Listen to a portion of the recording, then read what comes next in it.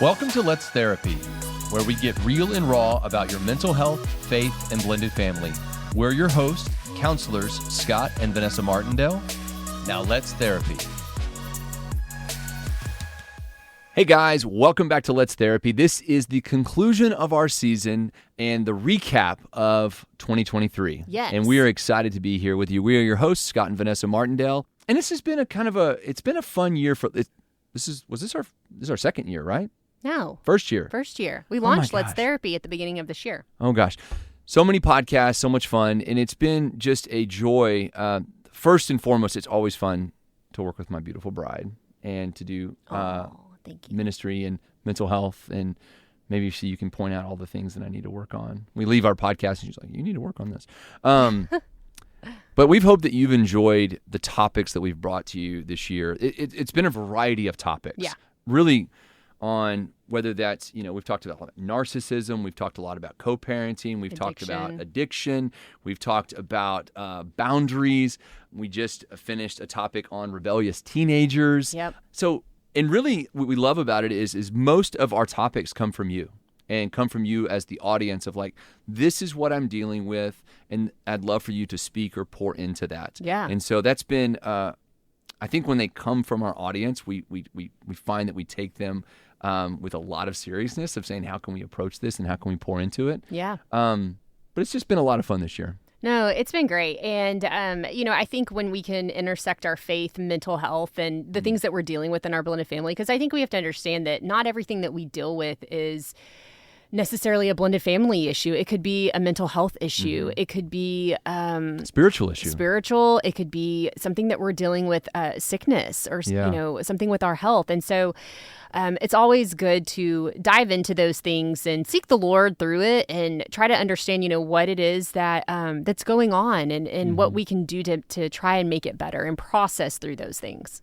Yeah, this has been one of those seasons where, and I will say also in parallel, this is really the first complete year of our counseling center, 7. Yeah. And seeing it, blossom and grow, and seeing our therapists just develop, and seeing how patients are getting healed and how they are benefiting from counseling. I think it reignites a flame for me that says, the reason we created 7 was to create a different environment so people would kind of throw off the shame or the guilt from pursuing a counseling relationship with a therapist. Yeah. And so many people look at this and say, I've got problems, but I don't want to acknowledge them, and I definitely don't want to call a therapist. I don't want to do this. Yeah. And we want to just remove that. We feel like God wants to remove that so that your situation can get healed, so you can find the help that you need. And we can't say it enough, and we've said it so many times, but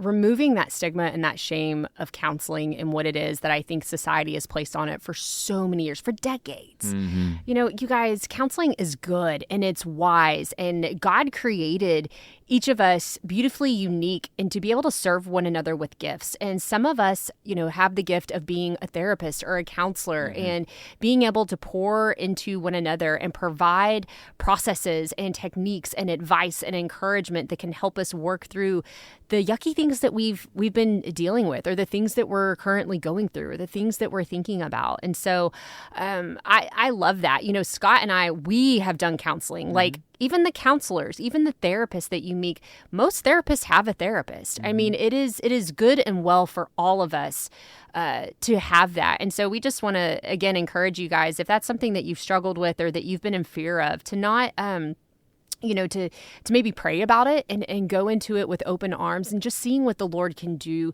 in and through that process when you begin it, and you keep your mind and your heart and your hands open to that.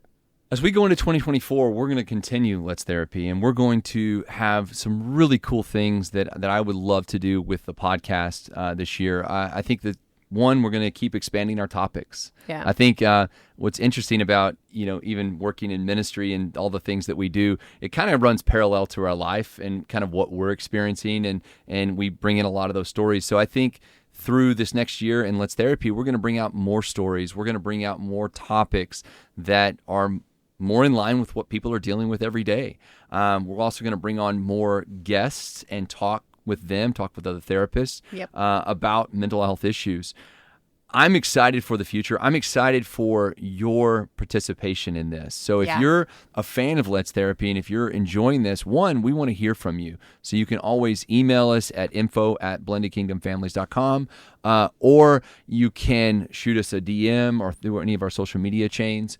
But I'm excited for what's going to happen with Let's Therapy. We're going to continue this journey together. We're going to continue to spread light and awareness on counseling. We're going to continue to promote the counseling profession as such a good thing for people and for marriages. So if you're with us now, be with us then, and let's have a good time together, and let's all collectively, let's make this such an acceptable podcast for people to listen to that they want to go get that help. Yeah, and I just want to say, you guys, as we're going into 2024, I just want to encourage you to make your mental health a priority, make your spiritual health a priority, your physical and emotional health, make it a priority. And maybe a gift or a Christmas present that you can ask for is like, hey, like, let's invest in ourselves, let's invest in our marriage, let's invest in our kids and our family, and get into some individual counseling, some couples counseling, some family counseling. You guys, that is probably one of the best gifts that you could give yourself instead of AirPods or a game for your kids. I mean, you're sowing in to the spiritual, mental, and emotional health of your family. And that is one of the best gifts that we can do. It's intentional time that is set aside with you and somebody who is for you, for your marriage, for your family, and hopefully someone that loves God. Finding a spiritual counselor or faith-based counselor is absolutely amazing. It's done us wonders. We've seen how it's not only impacted our marriage, but our kids with doing family counseling. And so you guys, I would pray about that. And as you come into this 2024, new year, about how you're going to sow into your mental, emotional, spiritual, and physical health. Well, and the word that comes to me is expectant. Yeah. Be expectant for God to do something amazing in this area of your life. Yes. Be obedient to take the steps that you're led to right now, to take that first step. Just take that one first step and say, let me go get the help that I need. So that's our prayer for you.